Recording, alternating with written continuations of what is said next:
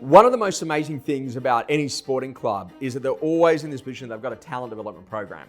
And they know that they've got the life of a player. So how long is someone going to come into the club from being literally a junior to working their way through to being a senior, to playing all of the seniors games, winning ultimately the entire championship, versus when do they actually retire and get out of the game? And this is ultimately based on the physical capabilities of the body and their ability to be able to not get injury and to make sure they go to play at their absolute best.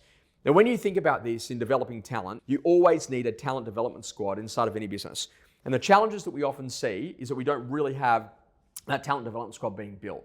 Do they work inside of a team? Are they an individual agent that needs to struggle their way through? Or are we in a position that we take people from a very different career progression perspective? Now, this is what one of our clients did. They went to the local law school and they said, hey, you got all these lawyers that are actually going to be graduating, but how many of them are going to be lawyers? And I said, well, to be honest, about 10% will actually end up practicing law because we're producing way too many of them compared to what we actually need in terms of qualified lawyers. So I said, okay, great. What would actually happen here if we built like a cadetship program? So a graduating lawyer would come out, they would then start in leasing, they'd do that for a year, they'd move into a property management role for a year, they'd then move into a position that then they could be a BDM for a year, then they could then move into either an operations role or to a junior sales role.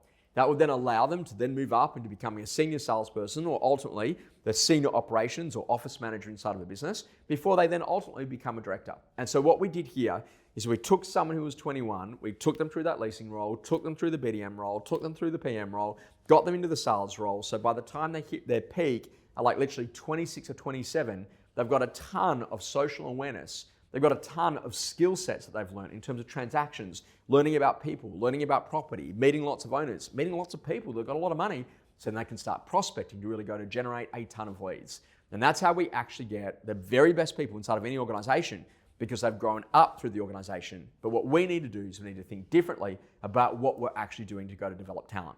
It's now time for the industry to step up and to think very differently about what it is that we do. And this is not just a conversation that it's a career that you fall into. This is actually a career that you come into by design.